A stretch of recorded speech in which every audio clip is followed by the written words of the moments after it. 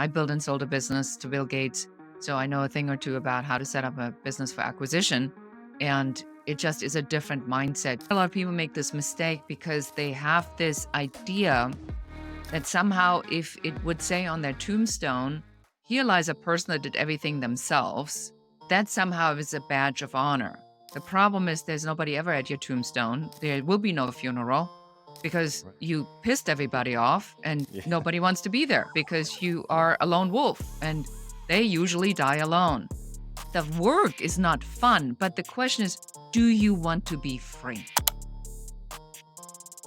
What's up, everybody? I'm Chaz Wolfe, Gathering the Kings podcast, coming back to you here today with another queen on the stage. But this queen is not new to the King's stage. She's been here before. We just didn't. It's not that we didn't. We weren't able to put it out. But Beate Chelette, welcome back to the King's stage. How are you?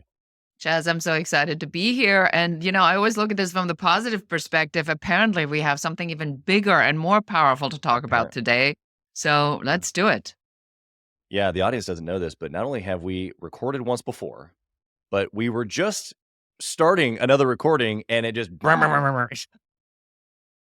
and so here we are. We are going to give them whatever this is. This has got to be some really good gold. So, Beate, tell us what kind of business that you have. Yes, so I'm known as the growth architect. And what that means is I architect growth strategies for visionaries, thought leaders, business owners who need to land their plane. And there's three areas that we help specifically with. And one is if somebody has an idea and needs to turn the talent into an idea. If somebody has the idea, but no system or differentiation factor, so everything looks a little discombobulated and not under one nice cohesive umbrella. And the third one is that if they have the first two and now they are going to the million or a couple $100,000 and above, and they need to scale the business, and then we'll design growth strategies. So those are the three main areas that we come in and we help with shortcut system processes and just outlining the entire growth strategy and then reverse engineering how we get from where they are here to where the desired goal is. That's awesome. It sounds like you described every single entrepreneur out there. In some form or fashion, you're going to fit into one of these three because guess what? We all are in one of those stages, I would guess. Even if we've got systems and process, you still have this desire sometimes to like either scale, whether you're even at the 10 or $50 million mark. I've got guys in our group that are like, I'm going to the next level. I got to build more scaffolding, right? More architecture. Yeah, exactly. And what happens is that they always say what got you here isn't going to get you there. And Yeah.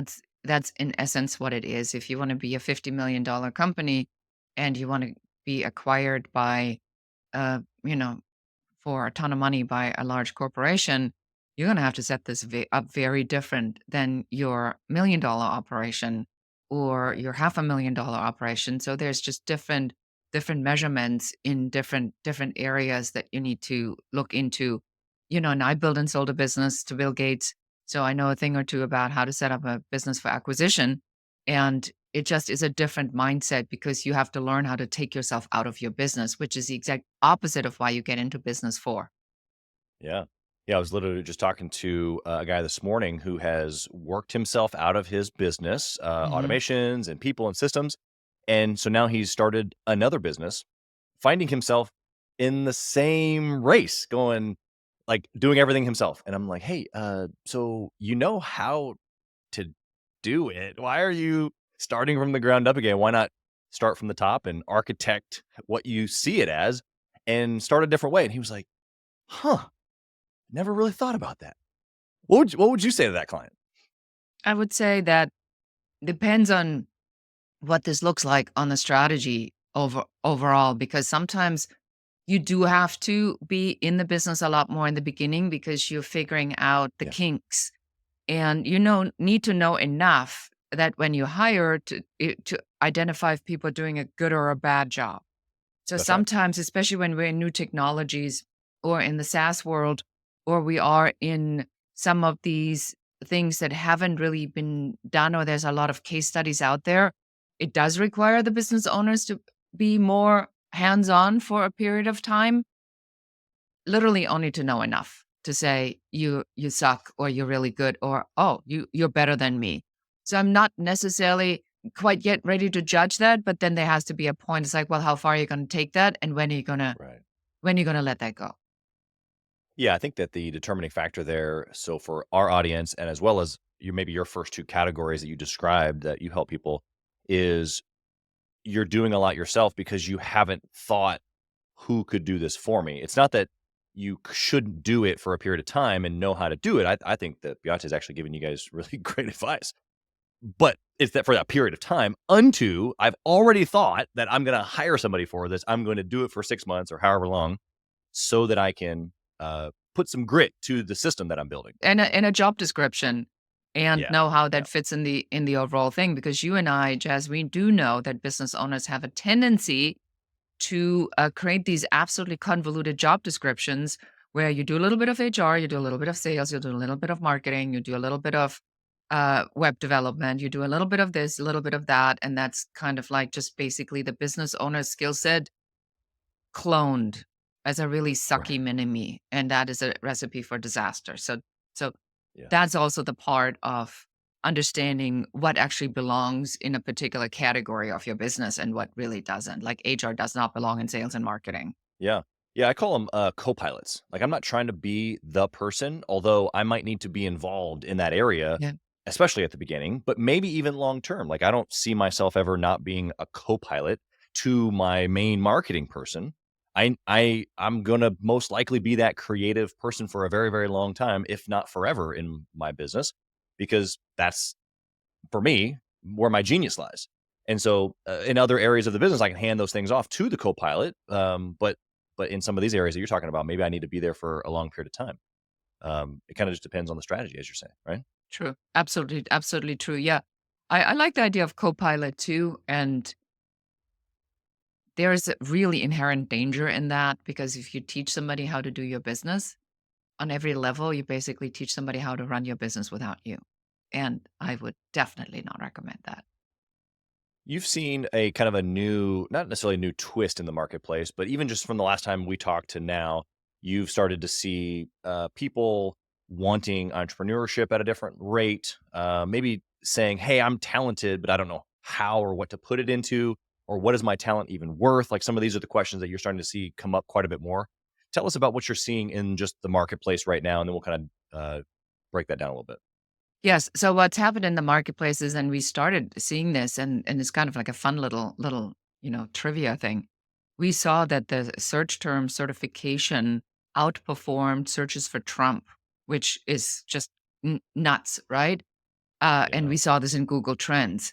And when we looked at the numbers and we said, well, what does this really mean? It means that people are trying to find an exit from their corporate world. Somebody's looking for certification. What that really means is, in their words, is that they're looking for something that they can do with their skill set. And because they have no idea on how that works, they're looking for a certification in that particular category, or in a category. So they have, like, the human race likes to have a title and then be qualified to talk about something or then do something in, with their particular skill set. And when we looked even deeper, we saw that the overall high ticket market seems to be slowing down. I think this has a lot to do with that when the government paid you, that people were buying stuff, they were sitting at home, they had moved to, less expensive areas. They had a lot of time. They were, buying these courses. Now they're sitting on what, thousands of hours of recorded stuff that they haven't even looked into yet, that they spend a fortune on. And they are not willing to buy at the same rate, so they're looking for something different. So we are finding that people are looking more for a hands-on, hands with you, and I know you do this a lot. A lot of what you do, Jazz, is hands-on. People are in a room together, and they're in a right. retreat together, and they're whiteboarding together. So that type of stuff seems to really work. The just online knowledge-based selling seems to be falling off. And so, to wrap it up, we see that people are looking for education, but done with you. And we're looking for people looking for more reasonable price tags in the entry level, that teaching them how to turn their talent into a business so they can at least evaluate on whether or not this is a viable idea. Yeah. Yeah, I think that there's a lot to that strategy. I think that, I mean, the economy, the way that you've described it, flows where the money goes. And there was a Mhm. lot of money in the economy. There still is. But I think in comparison to the last couple of years, yeah, there was maybe a lot more people willing to get rid of a larger dollar amount or euro amount for that matter. You know, so it doesn't necessarily mean that people don't want education. I love that point that you made. I think people will always want to certify themselves or go to the next level or understand something more. I think that that's actually how we evolve and we move ourselves and our families and the human race forward. So, how are you guys using this person who says, "Okay, I'm going to get a certification. I'm worth something, but I don't know what to do with it." How are you guys helping this individual? Yeah, so the first thing that I did is I sat down one day and I said, "Well, what would I wanted to know if I was this person?" And I would want to know what my talent is worth. So I sat down and I literally created a mathematical formula and came up with the profit formula. How do I tell somebody what are the factors that go into calculating what how much money you could make?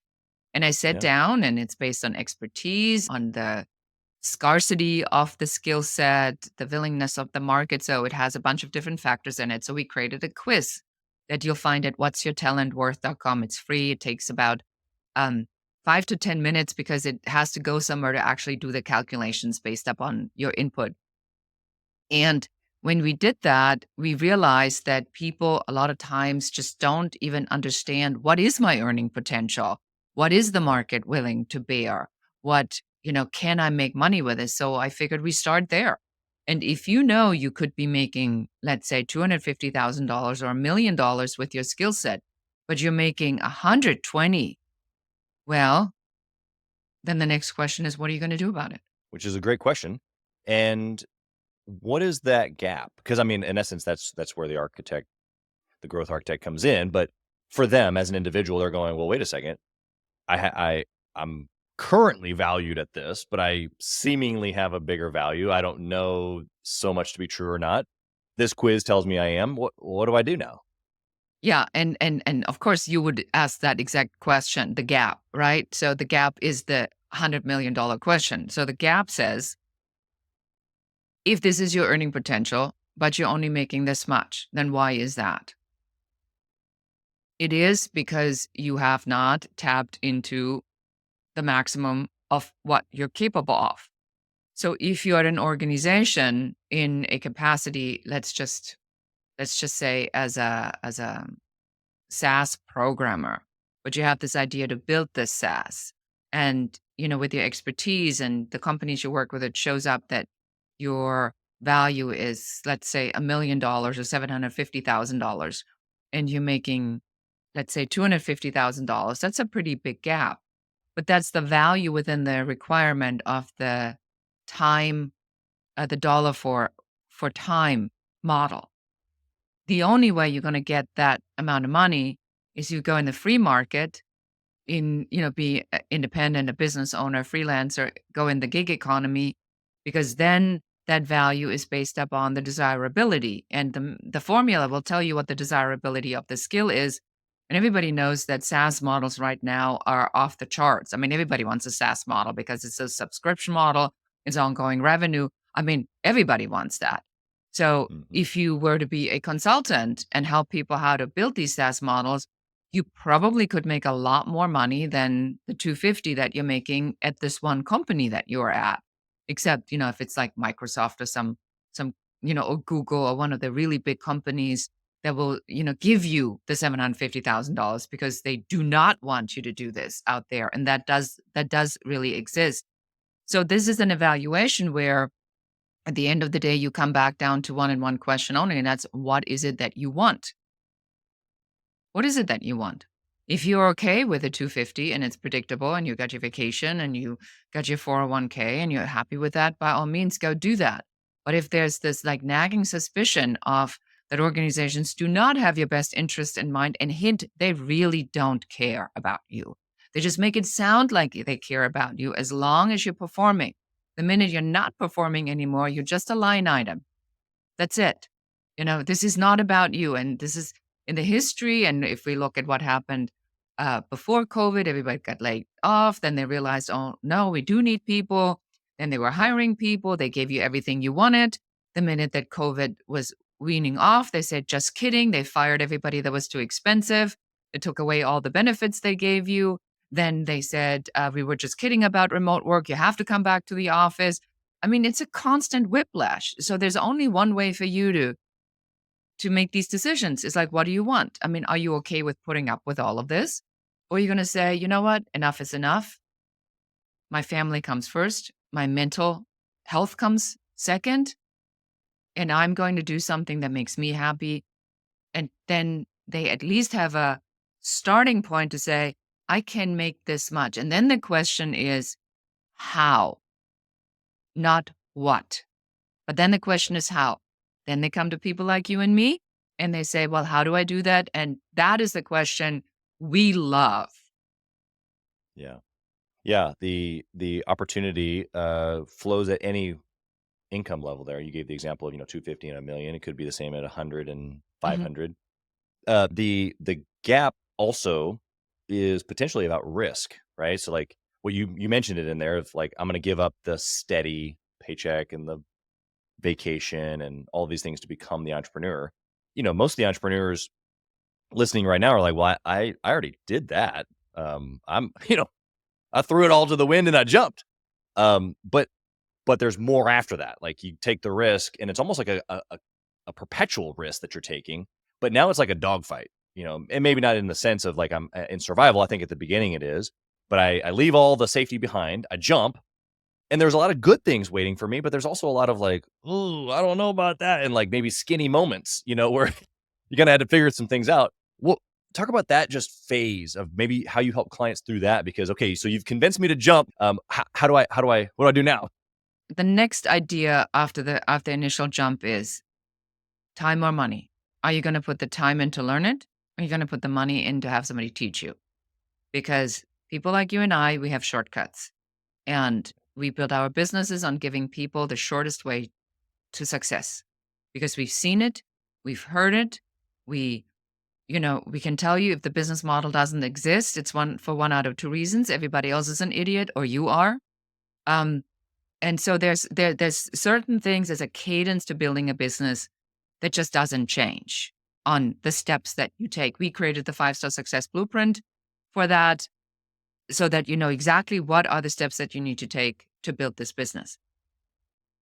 And that's where a lot of people make this mistake because they have this idea that somehow if it would say on their tombstone, here lies a person that did everything themselves, that somehow is a badge of honor. The problem is there's nobody ever at your tombstone. There will be no funeral because Right. you pissed everybody off and Yeah. nobody wants to be there because you Yeah. are a lone wolf and they usually die alone.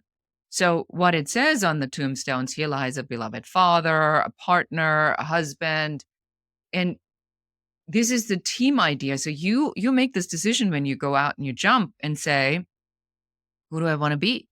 Do I want to be a lone wolf that just moves slowly by him or herself and figures everything out and then I think that I'm going to get a badge of honor?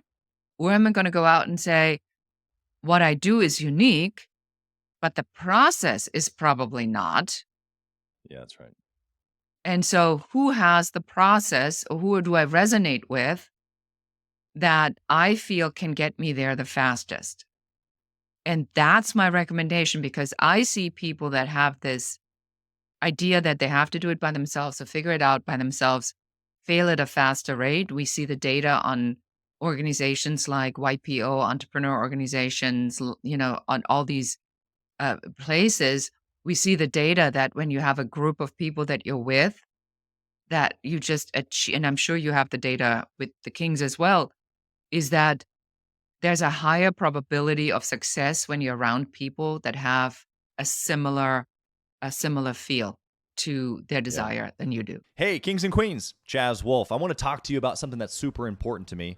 We put a lot of time and effort, we meaning myself and my team, into this podcast, into the content that goes out every single day.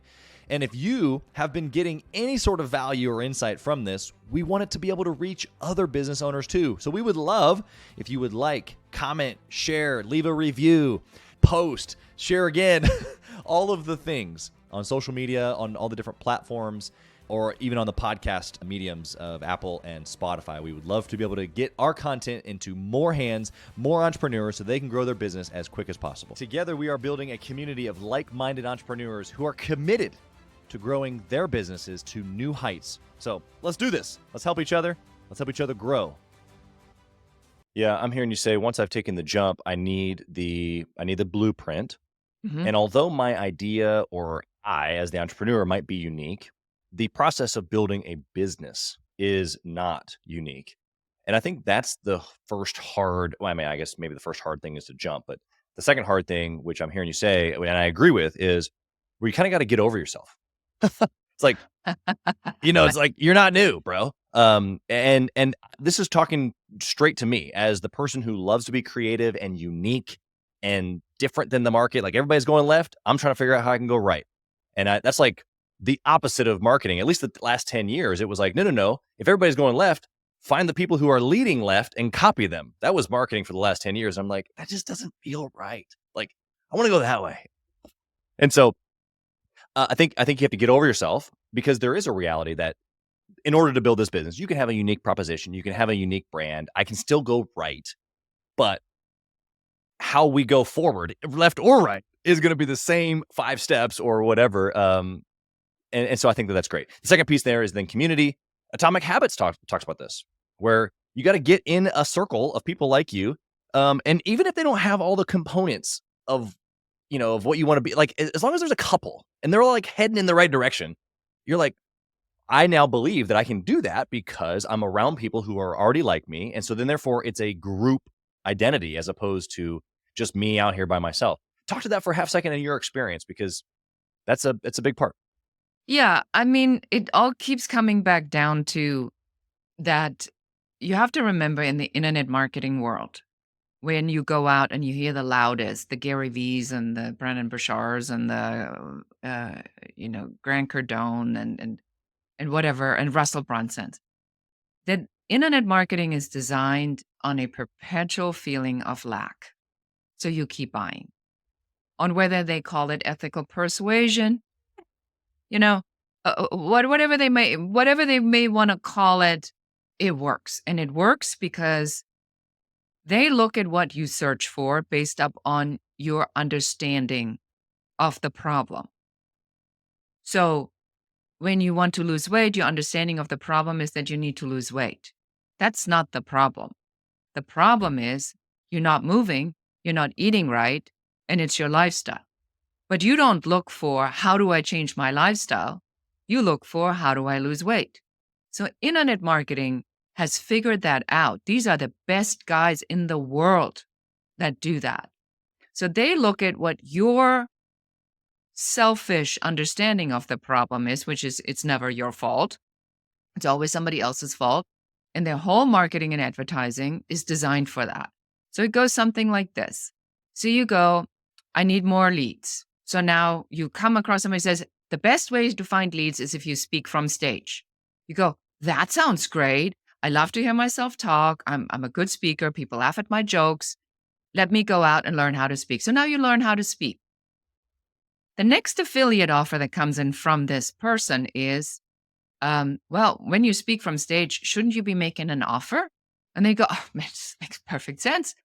So the affiliate offer is how to make an offer from stage. So now you learn that.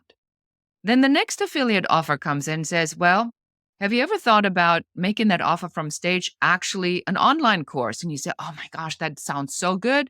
I don't have to do anything. It's in perpetuity. I recorded once. So now you learn how to do an online course. Now the next one comes like, well, you need more leads, don't you, to get people in this online course because it's so amazing. It should be selling. So you said, that makes a lot of sense. So now you're in Russell Brunson's hands, and now you're building the click funnel. And then the next guy comes, Ryan Dice comes and says, well, how are you getting the leads? And you say, well, now I have everything. It's the one thing that I need. But it never stops. because you don't think that these guys have figured out what the next thing is that you need. Next thing you know, you spend $150,000.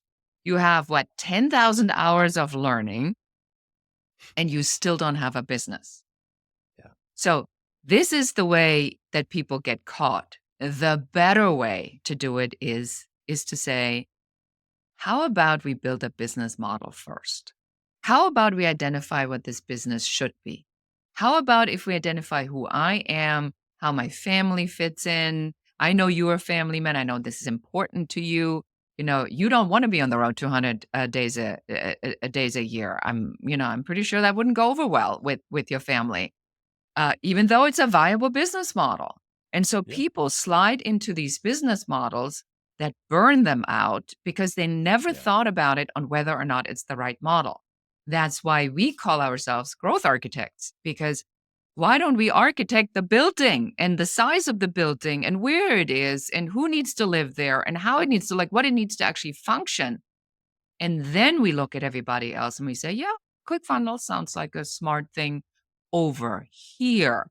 And Right. speaking sounds good in this category. And then we built It's the good. model. And then you see what plugs. It's good. It's really, really good. I think that for the listener, whether they're an online entrepreneur or not, the same thing exists in their industry, whatever the industry that they're in. And it's always just the next thing. And there's always going to be a next thing. There's always another level. The game is levels upon levels. So I love that people are excited and they want to go to the next level. But to your point, it's easy to get wrapped up in, well, it's just that last thing that I need, or just this last thing. And what I'm hearing you say is, if we just pause for a second and just let's consider all the components. Let's make some blueprints and let's get them stamped by somebody who actually like knows what's going on here. The growth architect. And then let's start putting, like, this is how we in my construction company. This is how we do it. We sit down and we dream with the client, and they tell us what their space is going to look like. And we take those ideas and concepts to a designer and a little bit more of frill and look and fun. And then we go, okay, now we got to go to the architect or the engineer. And we gotta make sure this actually can fit in your space the way that you say that you want it, and make sure it all works together. Hmm. And so after you've dreamed, after you've maybe before you even jump, but maybe you've already jumped and you're like, oh, I'm out here, doing the thing, I'm swimming. But at some point you have to stop and just go, wait a second. Let me just think about what the next year, 5 years, 10 years looks like. Am I even in the right vehicle or in the right plans? Am I even using the right blueprints? Well, I love this example of what you just said in the construction company. And construction goes in a very specific order. Like, you cannot put the drywall up before you have a foundation poured. I mean, that just doesn't work. And Right. you have to have the framing done at a particular time, and people show up on different times to build the place. So that is Right. exactly correct. So what happens if you don't follow that order? You you have a condemned building before you ever even get to move in. I mean, you're not going to pass a single inspection. So Right. that's exactly right. What happens is, if this initial thought is not important to you, or you kind of think you can wing it, or you think other people are thinking about your best interest, they're thinking about their best interest. Yes, Yeah. this stuff, and I'm not saying that none of this stuff works. The stuff works. I mean, Oh Russell yeah. Brunson is probably one of the greatest geniuses, in in Of our in the time. Yeah. business world that we currently have walking. And what he's figured out is unbelievable. But you also have to have a sense of realism and reality to say, is this for me? Is this for my lifestyle? This is for my business. So I don't know if that answered your question, but I do think that the obligation that you have as a business owner or somebody who wants to go out and make things happen is first and foremost to yourself and the clarity of what it is that you want. And that is, when you ask someone, what do you want? The most complicated question to answer, and where people stumble and you hear the, if I ask a 5-year-old what they want, it's going to take him 3 seconds to tell me. So where have we ever lost the ability to be clear about what it is that we want? It is because life beats it out of us, because people tell us that we are not allowed to dream, that that's ridiculous, that What makes you think you can do that? So we have all these like wah, wah, wah voices in our head that constantly put us down. So the first call to order, no matter where you are, my friend Grasso calls it remove unnecessary complexity, Love that. right? Cut the fat. Do you need to go there? I just got back from an ayahuasca retreat, and that's like a whole story in itself. And one of the messages that I got, plug the energy holes. Like, where are you plundering your energy in other people's businesses or business Yeah. that has nothing to do with you? Where do you follow the broken healer method where you need to fix others before you can fix yourself? Fix yourself Yeah. first and stay focused with where you put your energy.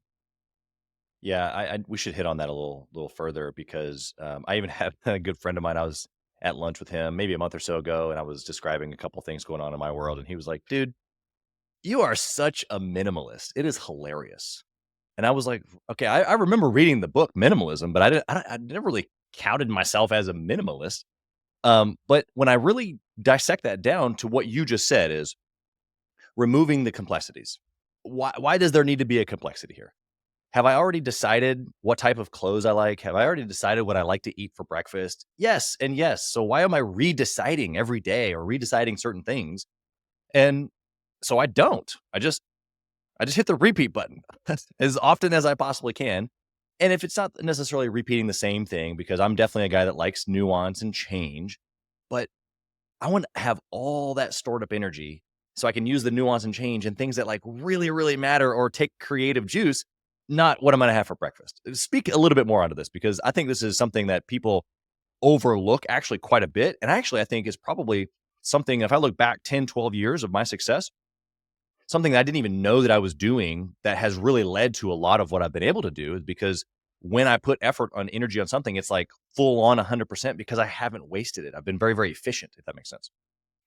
Yes. So the deeper, if we go sort of in the spiritual aspect of things, there is a story that each of us run in our lives. We are who we are because of the experiences we had, the parents we had, the schools we went to, the friends we had, the decisions that we made. This is the reason for our existence, and it verifies and justifies everything that we do. So if we don't have any trust, it's because we were betrayed by X. So now we run through the rest of our lives not trusting anybody. We've had a bad breakup, so we are now very cautious in love. So we put these people through these imaginary tests so that they prove to us that they're, that they deserve our loves, and we blow things up left and right just because we have these insecurities. But we believe that story because that story is our experience. Yeah. Unless you do the work at some point where you say, well, is that story actually true? Was I a partner that was the king that attracted a queen, or was I a king attracting a mistress or a servant? Right. You a king and you want a queen, you better be acting like a king, Right. not like a jerk. And that's where the personal responsibility comes in, where a lot of people then go and say, "Mm, yeah, yeah, yeah, probably. No, no, no, no, no. This is the self awareness." And there's stories that we tell ourselves that we hold on because what if that story would change? What would that mean to our responsibility to what happened in our lives? I'm going to give you a very, very personal example that just come up, and it's not business related, but it really is the essence of kind of like how I identified for a long time in my life. So I've been in this ayahuasca retreat. I had a very abusive childhood, and I know this, right? So I've done the work. I've forgiven my mom for the things that I knew. So I'm going in Yeah. this retreat. We're going into these different levels of spirituality and connection, and I have a flood of memories coming back. I was beaten. I had a mentally unstable mom, and she calls me out of the blue 2 weeks before I go. This is how these things sometimes works, and she tells me that Mhm. she didn't feed me when I was an infant because a doctor didn't like fat babies. And that eventually because I was whimpering at night, she would then eventually feed me. In my head, Chaz, I had the same face that you have. I'm like, who in the would Yeah. call their own child and say, hey, your abuse started as a newborn? So that Yeah. fits the narrative of my story. But if I look actually, for the other side of the story, this was a woman who grew up in Nazi Germany, who Mhm. had been told that men are everything and men in Yeah. white, doctors are gods. So her story, how she wants to actually tell it to me, albeit really poorly, is that she was able to stand up to authority that told her to starve me and eventually, had the power and strength to be a mother and feed her child. Which of those Yeah. two stories is true? Right. So the one Yeah. that fits my narrative of abuse or the one that fits her narrative of her abuse that she eventually then overcome. Overcame. And so Yeah. when we go into business, we have these stories of it's always worthiness, lovability, belonging, being seen, being heard. It's the same theme for everybody. That's right. Unless you get to some point in your personal development where you allow that story to be clarified on what does it matter which of the stories is true? Does it actually Correct. matter at this point in my life? Does it matter? I mean, obviously I'm alive, so we, Right. we must have figured it out somewhere. Does it matter on whether or Yeah. not this happened? And that's where Yeah. people get caught as, to just go much, much deeper on this answer here is where they get caught. They don't want to let that story go because it's the purpose of everything they've done and believed in. And if they were to let this go, I wouldn't have any more excuses. they would have no more excuse. First off, let me back everything up. She said the work is not only doable, that it is freeing to everything that she has just said is completely validated. But for that person who's listening right now, maybe driving in their truck, listening to this show, and they're like, well, That's a little woo woo. yeah, what in the world? Bring that down to the dirt for us. Yes. How does that look practically? So at the end of the day, I think the most important question is if you are a husband, a wife, a parent, are you going to take the stuff that you carried and dragged along? Are you going to give that to your kids? Are you That's right. going So good. to, because a lot of people have children because they want the children to give them what they didn't have. And that is the repetition of the trauma pattern. And unless you do the double work, one generation has to do the double work. They have to forgive their parents, they have to heal themselves, and they have to free their children. And unless that happens in one generation, we will repeat the patterns over and over and over again. And I That's have right. yet to meet one parent who wants that for their children. And so if you cannot do this for yourself and I mean, there's science, there's data on this. This isn't, this Oh yeah. isn't something that I just came up with. But the deeper you go, you recognize that nature and science and what we do is everything is really connected. So to land the plane, in order for you to become that person that runs that 5 million, $10 million business, you actually have to be a person that runs a $10 million business. And a $10 million business owner isn't going to tell stories about that his mother told her that she wasn't fed and that her abuse started when she was like a week old. That's just not Right. a story a $10 million business owner will tell.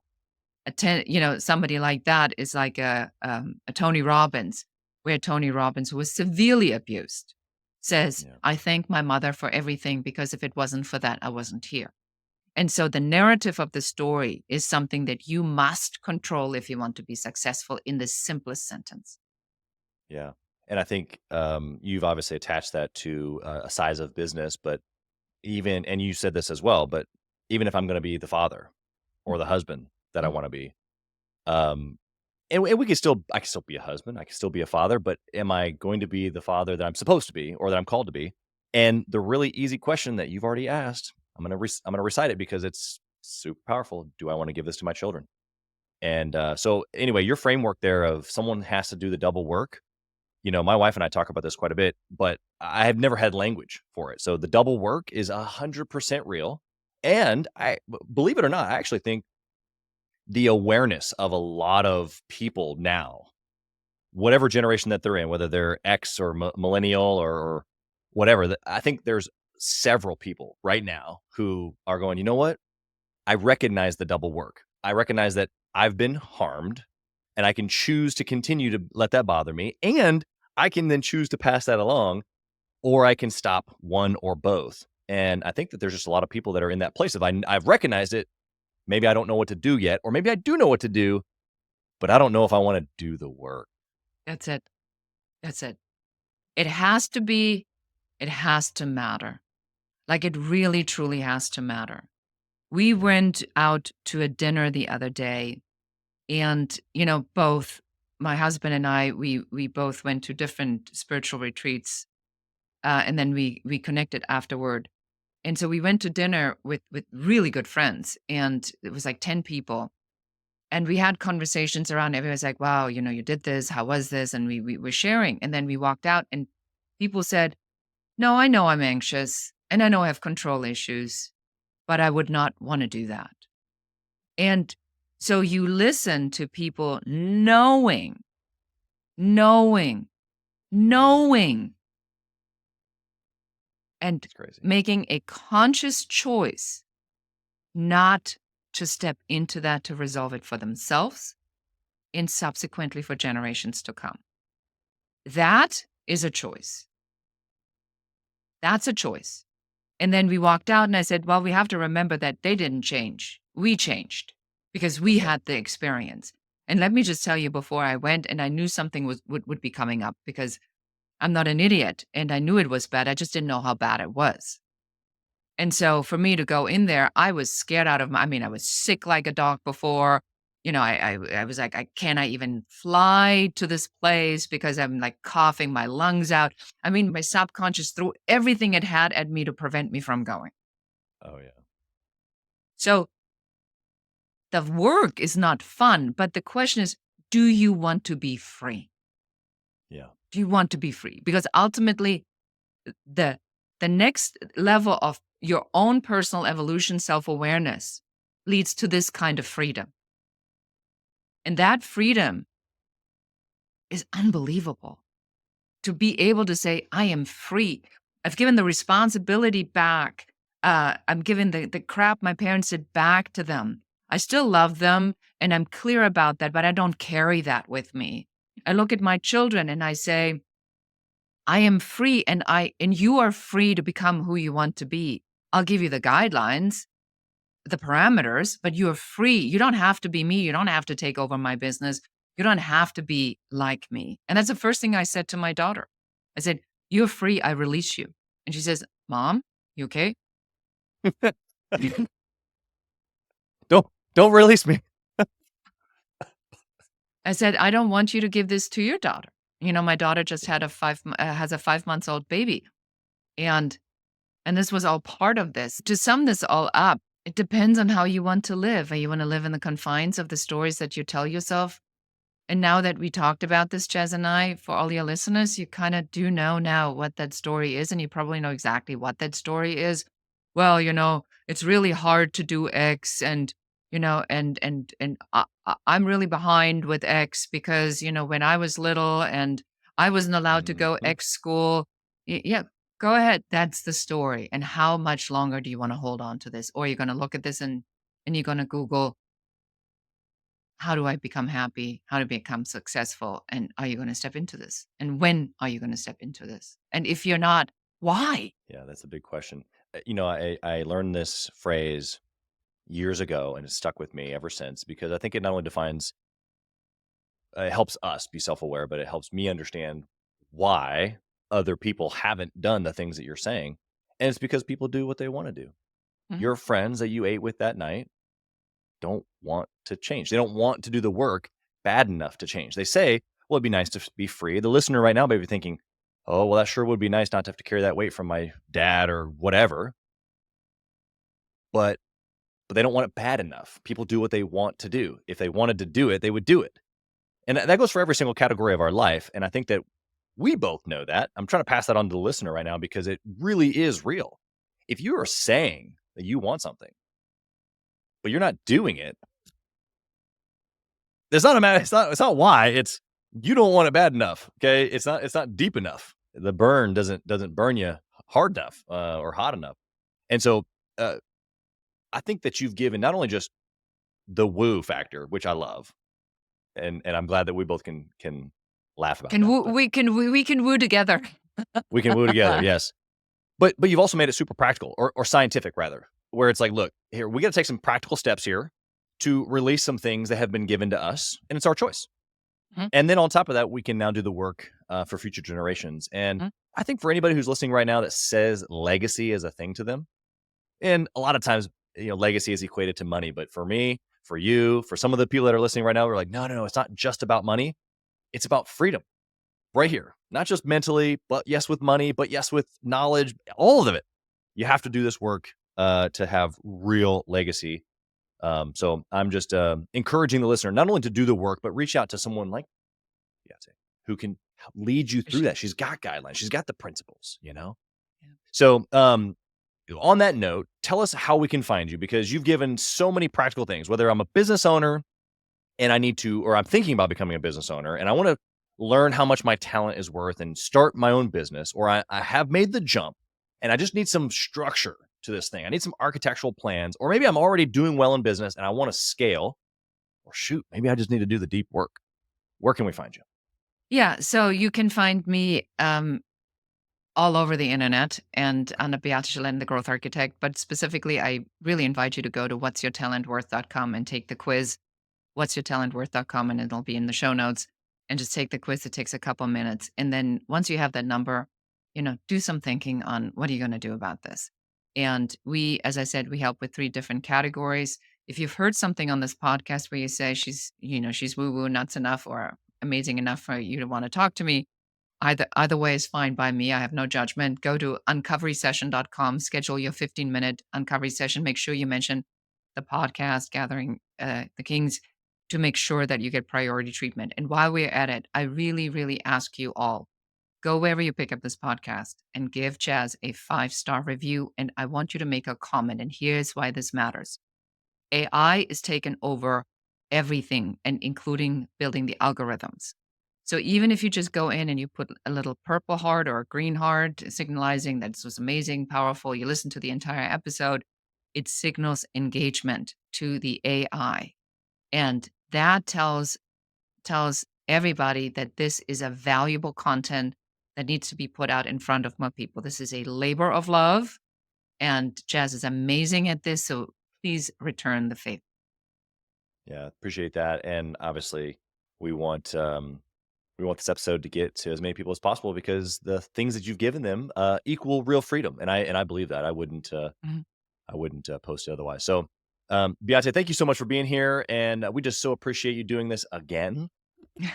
But We can who do this third knows? time. You should be, I'm having you on my podcast, so we're gonna do this all Yes, over again, on the Business Growth yes. Architect show. So I'll get you over there, and then we'll just continue the conversation. I'll see how woo woo you are. There you go. Hey, don't dig too hard. You might be surprised at what you get. I know Thank you you. for I being know. here. Blessings to you and your family and all of the clients that you are growth architecting for this year. Thanks so much for being here. Thank you for listening to Gathering the Kings today. I hope that you were able to pull out a few nuggets to go apply into your business right away.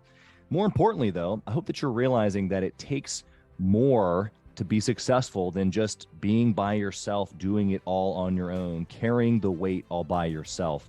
What I have realized, not only in my own journey from multiple businesses and multiple different industries, and now interviewing over 200 or 300 other very successful 7, 8, and 9-figure business owners, is that it's tough to do it alone. And so Gathering the Kings exists to bring together successful entrepreneurs. In fact, we are putting together 1,000 kings, specifically who are grateful but not done. We're intentionally assembling kings who fight tooth and nail for their business, family, and communities. And here's what we believe, that in the pursuit of excellence in those areas, that it ignites within us the responsibility to govern power and forge a lasting legacy. So if that relates and resonates with you, and you know that you need people around you, sharp, qualified, other very successful business owners, I want you to go to gatheringthekings.com. I want you to take a look at what we're doing and see if it makes sense for you to be part of our pursuit to 1,000 kings. Talk soon.